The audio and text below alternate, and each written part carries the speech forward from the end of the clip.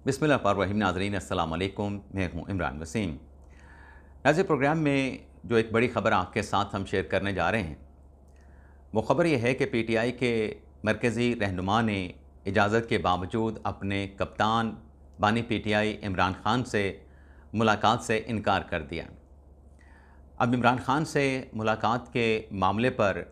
पसे पर्दा क्या चल रहा है? क्या कोई मजबूरी है या फिर पाकिस्तान तहरीक इंसाफ की ये कोई नई हिकमत अमली है? एक तो नाज़रीन, इस बड़ी ख़बर की डिटेल आपके साथ हम शेयर करेंगे। दूसरी ख़बर है जियो न्यूज़ की नशरियात की बंदिश की। पैमरा की जानिब से जो जियो न्यूज़ का लाइसेंस सस्पेंड किया गया है, जिसके नतीजे में मुल्क भर में जो जियो की नशरियात है उसको सस्पेंड कर दिया गया है, उसको बंद कर दिया गया है। पैमरा के इस ऑर्डर के बाद अगला नंबर किस न्यूज़ चैनल का है? और तीसरी ख़बर जिससे हम अपने प्रोग्राम का आगाज़ करेंगे, वो ख़बर नाज़रीन ये है कि एक नामवर जज साहब पर एक मुश्किल आन पड़ी थी, लेकिन वो जज साहब उस मुश्किल से निकल गए हैं। अब वो जज साहब कौन हैं, उन पे मुश्किल क्या आन पड़ी थी और वो उससे निकले कैसे हैं, ये तफ़सीलात आपको हम बताने जा रहे हैं। नाज़रीन, आपको याद होगा कि गुज़िश्ता साल इस्लामाबाद के शाहराह दस्तूर पर एक अफसोसनाक वाक़या रिपोर्ट हुआ, जिसमें गाड़ी की टक्कर से दो नौजवान लड़कियां जाँ बहक हो गई थीं। और जिस गाड़ी से टक्कर हुई वो इस्लामाबाद हाई कोर्ट के जो जज हैं जस्टिस मोहम्मद आसिफ साहब, उनका बेटा वो गाड़ी चला रहा था। अब वो उस पर क्रिमिनल केस भी दर्ज हुआ, बाकायदा ट्रायल भी हुआ, लेकिन बाद अज़ां जो दो जाँ बहक होने वाली बच्चियाँ थीं जिनका ताल्लुक़ गिलगित बल्तिस्तान से था, ग़ालिबन अगर मैं गलत नहीं हूँ, तो उनके वर्सा ने जज साहब के साथ कंप्रोमाइज़ कर लिया था, सुलह कर ली थी और जज साहब के बेटे को माफ़ कर दिया गया था। लेकिन इस अफसोसनाक वाक़े पे जो जज साहब हैं जस्टिस मोहम्मद आसिफ साहब, जिन्हें बलूचिस्तान हाई कोर्ट से इस्लामाबाद हाई कोर्ट में ट्रांसफ़र पे लाया गया था, उनके ख़िलाफ़ सुप्रीम जुडिशल काउंसिल में एक कंप्लेंट जो है जस्टिस कर्नल रिटायर्ड इनामुर रहीम साहब ने सुप्रीम जुडिशल काउंसिल में दायर की थी। अब उस कौंसल में कहा गया था कि जो दो बच्चियां जाँ बहक हुई हैं जज साहब के बेटे की गाड़ी की टक्कर से, तो इस पर जज साहब ने अपना असर व रसूख इस्तेमाल किया है। जज साहब ने जो मुसासरा सोगवारान जो ख़ानदान थे उन पर दबाव डाला है, उन्हें प्रेशराइज़ किया है, जिसके नतीजे में ये कंप्रोमाइज़ हुआ है। उस शिकायत में कहा गया था कि जज साहब को शोकास नोटिस जारी करके उन्हें जज साहब के ओहदे से बरतरफ किया जाए। अब डेवलपमेंट ये हुई है कि ये जो कंप्लेंट थी कर्नल रिटायर्ड इनामुर रहीम साहब की, उस पर सुप्रीम जुडिशल काउंसिल का 14 जून को इजलास हुआ, जिसमें कंप्लेंट का जायज़ा लिया गया। जज साहब के ख़िलाफ़ शिकायत में लगाए गए इल्ज़ामात को देखा गया, परखा गया, उसकी स्क्रूटनी की गई और उसके बाद सुप्रीम जुडिशल काउंसिल की जानिब से जज साहब के ख़िलाफ़ जो शिकायत थी उस शिकायत को डिसमिस कर दिया गया। ना सिर्फ शिकायत को डिसमिस किया गया बल्कि 22 जून को सुप्रीम जुडिशल काउंसिल ने लेटर लिख के जस्टिस मोहम्मद आसिफ साहब को आगाह भी कर दिया कि आपके ख़िलाफ़ ये एक शिकायत थी, जज साहब के ओहदे का, अख्तियारात का नाजायज़ इस्तेमाल करने की, असर व रसूख इस्तेमाल करने की, सोगवार ख़ानदानों पे दबाव डालने की, तो ये आपके ख़िलाफ़ जो कंप्लेंट है इसको ख़ारिज किया जा रहा है। अब ये कंप्लेंट इस वजह से ख़ारिज की जाती है क्योंकि जब उसके अंदर कोई सब्सटेंस, कोई मवाद ठोस मौजूद ना हो, तो जज साहब को जो है वो सुप्रीम जुडिशल काउंसिल ने जो इल्ज़ामात लगाए गए थे उन इल्ज़ामात से क्लीन चिट दे दी है। अब हमने यहाँ पे बात की है कि शिकायत में कहा गया था कि जज साहब को शोकास नोटिस जारी करके काबिल एहतसाब ठहराया जाए और बरतरफ किया जाए। जज साहब के ख़िलाफ़ तो कंप्लेंट इब्तदाई स्टेज पे खारिज हो गई, लेकिन पाकिस्तान तहरीक इंसाफ के रुकन कौमी असम्बली जनाब इकबाल अफरीदी साहब, जिनकी कौमी असम्बली की रुकनीत को कुछ हफ़्ते पहले मुअत्तल किया गया था, फिर पाकिस्तान तहरीक इंसाफ की दरख्वास्त पर ही इकबाल अफरीदी की कौमी असम्बली की रुकनीत बहाल कर दी गई थी। लेकिन जो पीटीआई का एक मौक़िफ़ रहा है बतौर सियासी जमात, जिस पे एक एलामिया भी जारी किया गया है, इकबाल अफरीदी को शोकास नोटिस भी जारी किया गया है, क्योंकि अरकान जो हैं पीटीआई के, उनकी शिकायत ये थी कि तसलसल के साथ जो इकबाल अफरीदी का पार्टी के अरकान के साथ जो रवैया है वो रवैया नामुनासिब है और जो वो लैंग्वेज, जो उनका अंदाज़ बयान है वो भी नाशाइस्ता है। जिस पर पीटीआई की जानिब से उनकी जो रुकनीत थी उसको सस्पेंड करके अब शोकास नोटिस बैरिस्टर गौहर की जानिब से उनको जारी किया गया है। चेयरमैन हैं पार्टी के और उनके सिग्नेचर से ये शोकास नोटिस, जिसमें 7 दिन की मोहलत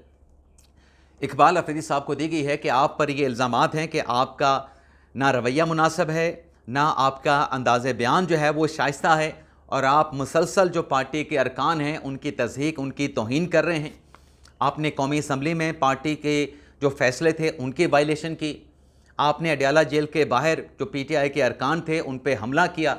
तो आप बार बार डिसिप्लिन की खिलाफ वर्जी कर रहे हैं, तो लिहाजा आप 7 रोज़ के अंदर शोकास नोटिस जो आपको दिया जा रहा है और इसमें जो इल्ज़ामात आप पे हैं, आप इन इल्ज़ामात का जवाब दें।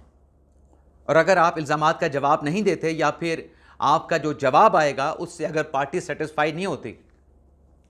तो शोकास नोटिस में कहा गया है तो आपकी जो बुनियादी रुकनीत है पाकिस्तान तहरीक इंसाफ की, उस बुनियादी रुकनीत को जो है वो ख़त्म कर दिया जाएगा। आपके ख़िलाफ़ सख्त एक्शन लिया जाएगा अगर आपका जवाब जो है वो इत्मीनान बख्श ना हुआ। तो ये 2 अहम खबरें हो गई जो कि शोकास नोटिस से जुड़ी थी। अब नाज़रीन बात कर लेते हैं जो इमरान खान साहब से जुड़ी कुछ अहम डिटेल्स हैं। एक तो वो ख़बर है ना कि मरकज़ी क़यादत ने मुलाकात से इनकार किया, कुछ और भी ख़बरें हैं। एक तो नाज़रीन जो अलीमा खान साहबा ने और बुशरा बीबी साहबा की बेटी मुबशरा की जानिब से इस्लामाबाद हाई कोर्ट में गुज़िश्ता रोज़ जो एक एप्लीकेशन फ़ाइल की गई कि मुलाकात नहीं करवाई जा रही और कैद तन्हाई में रखा जा रहा है बानी पीटीआई को, बुशरा बीबी साहबा को, तो कैद तन्हाई में रखने को जो है वो गैर कानूनी करार दिया जाए और मुलाकात करवाई जाए। अब ये जो दरख्वास्त है अलीमा आपा की, मुबशरा साहबा की, बुशरा बीबी साहबा की बेटी की, इसे कल 9 बजे इस्लामाबाद हाई कोर्ट में समाअत के लिए फ़िक्स कर दिया गया है। जस्टिस खादम हुसैन सोमरू साहब इस दरख्वास्त पर समाअत करेंगे, लेकिन इस दरख्वास्त पर रजिस्ट्रार ऑफिस ने कुछ एतराज़ात भी लगाए हैं और वो एतराज़ात इसी नोयत के हैं कि ये जो दरख्वास्त अलीमा खान साहबा ने दायर की है या बुशरा बीबी साहबा की बेटी ने दायर की है, इसके जो कंटेंट्स हैं या जो इसमें जो मुद्दा उठाया गया है, जो चीज़ एजिटेट की गई है, ऑलरेडी इस नोयत के मुकदमात पहले भी इस्लामाबाद हाई कोर्ट में फ़ाइल किए गए हैं। ये केस पहले भी इस्लामाबाद हाई कोर्ट में आ चुका है और डिसाइड भी हो चुका है।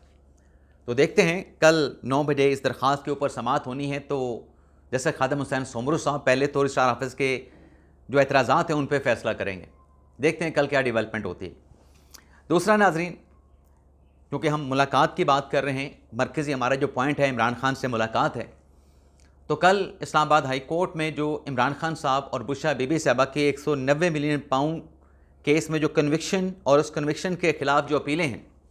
और उस पर भी जस्टिस सरफराज डोगर साहब की सरबराही में, जिसमें जस्टिस मोहम्मद आसिफ साहब भी शामिल हैं जिनके खिलाफ सुप्रीम जुडिशल कौंसिल में शिकायत को खारिज किया गया है,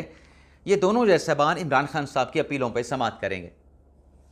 और सलमान सफदर साहब जिन्होंने खादम हुसैन सोमरू साहब के बेंच में भी पेश होना है इमरान खान साहब की मुलाकातों पे मामले पर, वही जो लीडिंग कौंसल हैं सलमान सफदर साहब, वो सरफराज डोगर साहब के बेंच में इमरान खान साहब और बुशरा बीबी साहबा की तरफ से पेश होंगे। लेकिन कल के इस 190 मिलियन पाउंड केस की अदालती कार्रवाई में जो एक अहम पॉइंट आएगा, जो वकालतनामों की बार बार बात की जा रही थी कि दस्तखत करके प्रोसीजर पूरा करके जो वकालतनामे हैं वो नहीं दिए जा रहे, तो कल लगता ऐसे है कि ये अदालती कार्रवाई आगे नहीं चलेगी, क्योंकि जो सलमान सदर साहब ने कहा था कि आपका जो फैसला है, इन इस्लामाबाद हाई कोर्ट का जो फैसला है कि सेंटेंस जो है उसको सस्पेंड नहीं करेंगे, मरकज़ी अपीलों पे फैसला करेंगे, इसके खिलाफ हमने अपील फ़ाइल करनी है। तो अपील फ़ाइल करने का जो दिन था वो गुज़िश्ता रोज़ यानी हफ्ते का दिन था, 27 जून का आखिरी दिन था। 27 जून को सिर्फ अलीमा आपा की और बुशरा बीबी साहबा की बेटी की दरख्वास्त दायर हुई। जो अपील फ़ाइल करनी थी कि इमरान खान साहब की बुशरा बीबी साहबा की सज़ा को सस्पेंड करके उनको ज़मानत पर रिहा किया जाए, ये अपील गुज़िश्ता रोज़ इस्लामाबाद हाई कोर्ट में फ़ाइल नहीं की गई। तो कल दोबारा सलमान सदर साहब यही बात करेंगे कि हमने अपील फ़ाइल करनी है तो आप प्रोसीड ना करें। तो लगता यही है कि कल की अदालती कार्रवाई उसे किसी आइंदा तारीख तक के लिए कि ये खान साहब की जो लीगल टीम है, जो वकला हैं, वो अपीलेट फोरम से रिज्यू कर सकें, सस्पेंशन एप्लीकेशन को मुस्तरद करने का फ़ैसला चैलेंज कर सकें, तो इस नुक्ते के ऊपर समाअत जो है वो मुलतवी हो सकती है। लेकिन हो सकता है कि इस्लामाबाद हाई कोर्ट की जानिब से कोई मोहलत भी दी जाए पाकिस्तान तहरीक इंसाफ की लीगल टीम को कि अगर आपने इतने अरसे में फ़ाइल कर ली, बसूरत दीगर हम मरकज़ी अपीलों पे जो समात है उसको फर्दर आगे प्रोसीड करेंगे। अब आ जाते हैं इमरान खान साहब से मुलाकातों के मामले पे। अब नाज़रीन, इमरान खान साहब से जो मुलाकातों का मामला है, जो इमरान खान साहब की बहनें भी आती हैं, पार्टी की लीडरशिप भी बाहर आती है, लेकिन किसी की मुलाकात नहीं होती। और पीटीआई का जो एक फैक्चुअल एक नैरेटिव है या बयानिया है कि नवंबर से या दिसंबर से इमरान खान साहब के साथ जो मुलाकातें हैं उनको बंद कर दिया गया है और कहा जाता है पीटीआई की तरफ से कि इमरान खान साहब को कैद तन्हाई में रखा गया है। अब नाज़ हुआ ये है कि मैं स्टोरी को मुख्तसर करके आपके जो आपका जो तजस्सुस है उसको ज़्यादा नहीं बढ़ाना चाहूँगा। मेरी एक पीटीआई के रहनुमा के साथ मुलाकात हुई। मैंने उसे सवाल किया कि जो ख़बरें सोशल मीडिया और मीडिया पे रिपोर्ट हो रही हैं कि नूरीन खानम साहिबा को इजाज़त मिली थी खान साहब के साथ मुलाकात की, तो नूरीन खान साहिबा ने क्यों इमरान खान साहब के साथ मुलाकात नहीं की? तो उन शख्सियत की तरफ से इस मामले पे तो कहा गया कि मेरे पास कोई इन्फॉर्मेशन नहीं है, लेकिन जो बात उनकी तरफ से कही गई, पहला जो मतलब मेरे सवाल के जवाब में उनका एक रिस्पॉन्स था, उनका ये कहना था कि मुलाकात इशू नहीं है। हमारा जो नैरेटिव है वो ये है कि इमरान खान साहब का ट्रीटमेंट होना चाहिए उनके ज़ाती मुआलिजीन से, और इमरान खान साहब को शिफ्ट किया जाए अल-शफ़ा हॉस्पिटल में। अल-शफ़ा हॉस्पिटल जो कि ग़ालिबन H8 में है, उसमें मुंतकिल किया जाए। मैंने फिर स्पेसिफिकली उससे पूछा कि चलें ये तो आपका मौक़िफ़ हो गया, लेकिन मुलाकातों के मामले पे जो र्यूमर्स चल रही हैं, जो चहमगोइयाँ की जा रही हैं कि इजाज़त के बावजूद नौरीन खानम साहबा नहीं गई मुलाकात के लिए, इस पे आप मुझे बताएं। तो मुझे उन शख्सियत की तरफ से ये कहा गया कि देखें, मुलाकात जो है, मुलाकात इतना इशू नहीं है। मैंने कहा क्यों इशू नहीं? उनकी तरफ से कहा गया कि हमारे जो चेयरमैन हैं पार्टी के बैरिस्टर गौहर साहब, उनको इमरान खान से मुलाकात की मुकम्मल इजाज़त है, वो जब चाहें इमरान खान साहब के साथ मुलाकात कर सकते हैं। एक दो और भी हमारे रहनुमा हैं, वो भी इमरान खान साहब के साथ मुलाकात कर सकते हैं। मैंने उनसे पूछा क्या आप भी मुलाकात कर सकते हैं, आपको भी इजाज़त है? तो उस पर जवाब ये था कि मुझसे ये बात आप ना पूछें कि मुझे इजाज़त है या इजाज़त नहीं है। लेकिन मैंने फिर कहा कि अगर पार्टी की मरकज़ी क़यादत को इमरान खान साहब से मुलाकात की इजाज़त है, वो क्यों नहीं जाते? तो उस पर जवाब ये था कि इमरान खान साहब जो अंदर से पैगाम देते हैं,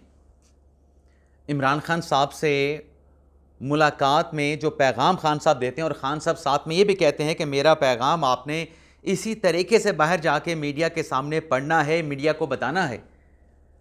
तो ये जो पैगाम बाहर आकर उसी तरीके से बताना है, ऐसी मुलाकात का जो बोझ है पार्टी का कोई रहनुमा, चाहे वो मरकज़ी क़यादत से हो, बैरिस्टर गौहर साहब हो या कोई और हो, कोई भी पार्टी का मरकज़ी लीडर या कोई भी पार्टी का जो रहनुमा है, ऐसी मुलाकात का जो बोझ है वो बोझ नहीं उठा सकता। फिर उसने कहा कि देखें, जो आखिरी मुलाकात उज़्मा खान साहबा की इमरान खान साहब के साथ हुई, इमरान खान ने जो बातें कहीं उज़्मा खान साहबा ने वो बातें वैसे आके बाहर बताईं, ये उज़्मा खान साहबा ही बता सकती थी। पार्टी के लीडर्स को मरकज़ी क़यादत में से मुलाकात की इजाज़त है, लेकिन चूँकि ये मुलाकात बड़ी भारी पड़ती है, ये मुलाकात बड़ी भारी हो जाती है इमरान खान साहब के उस पैगाम की वजह से, जिसमें खान साहब खुद ये शर्त लगाते हैं कि आपने इसी तरीके से जो अल्फाज मैंने इस्तेमाल किए हैं, आपने ऐसे ही इन्हीं अल्फाज के साथ जाके पैगाम बाहर बताना है, तो ये मुलाकात का जो बोझ है कोई बर्दाश्त नहीं कर सकता। इसलिए कोई भी मुलाकात करना नहीं चाहता। तो आप देखें ना कि अब बैरिस्टर गौहर साहब, उनसे मेरा रब्ता नहीं हो सका, और मैं पूरा बर्डन बैरिस्टर गौहर साहब पे डाल भी नहीं रहा, मैं मरकज़ी क़यादत की बात कर रहा हूँ। वो भी जब बात मुलाकात की करते हैं, वो कहते हैं जी फैमिली की मुलाकात पहले करवाई जाए। अब फैमिली में जैसे हमने कल भी आपको बताया था कि नौरीन खानम साहबा को इजाज़त मिली थी, लेकिन नौरीन खानम साहबा गई नहीं। मुनीब फ़ारूक साहब ने अपने यूट्यूब चैनल पे बताया कि वफाकी वज़ीर ने रब्ता करके बैरिस्टर गौहर साहब से कहा कि क्यों नहीं गई नौरीन खानम साहबा वहाँ पे नाके पे, अगर नाके पे जाती तो उनको मुलाकात की इजाज़त मिल जाती। तो बैरिस्टर गौहर साहब की खुद पार्टी में नहीं चल रही होती, बल्कि जिस शख्सियत से मेरी मुलाकात हुई उसने कहा कि बैरिस्टर गौहर की बात पे अब कोई यकीन करने के लिए तैयार ही नहीं। वो अच्छे इंसान हैं, बड़े हम्बल हैं, बड़े सॉफ्ट स्पोकन हैं, लेकिन ना उनकी चलती है, ना उन पर कोई ट्रस्ट करता है। बाकी नाजरीन, पैमरा की जानिब से जियो न्यूज़ का जो लाइसेंस है उसे सस्पेंड किया गया है और लाइसेंस की सस्पेंशन की वजह से मुल्क भर में जो जियो की नशरियात है उसे मुकम्मल तौर पे केबल ऑपरेटर्स को और दीगर जो मुतलका चैनल्स हैं उनको कह के जो है वो नशरियात को रोक दिया गया है। अब इसमें जो इल्ज़ाम था उसमें यह था कि सफ़र इश्क के नाम से जो एक प्रोग्राम जियो न्यूज़ पे चलाया गया जिसमें ऐसी मजहबी तस्वीर कशी की गई जो कि नाकाबिले कबूल थी, जिससे लोगों के जो मजहबी जज्बात थे वो मजरूह हुए हैं। और जो पैमरा लाइसेंस की जो कंडीशन थी, जो शराइत थी, उनकी भी वायलेशन की गई है, जिसकी वजह से जियो न्यूज़ की नशरियात को बंद किया गया है। जियो न्यूज़ ने इस पर गैर मशरूत माफ़ी भी मांग ली है, लेकिन अल्टीमेटली लगता ऐसे है कि किसी अदालती फोरम पे जाके जियो न्यूज़ को जो है वो रिलीफ हासिल करना पड़ेगा। और इसी तरीके से नाज़रीन, अगर और चैनल भी कोई वायलेशन करता है, मजहबी जज्बात को मजरूह करता है, जो कि लाइसेंसी को इजाज़त नहीं होती है, उसके खिलाफ भी पैमरा जो है वो ऐसा ही एक्शन लेगा। इजाज़त चाहते हैं नाज़रीन, अल्लाह हाफ़िज़।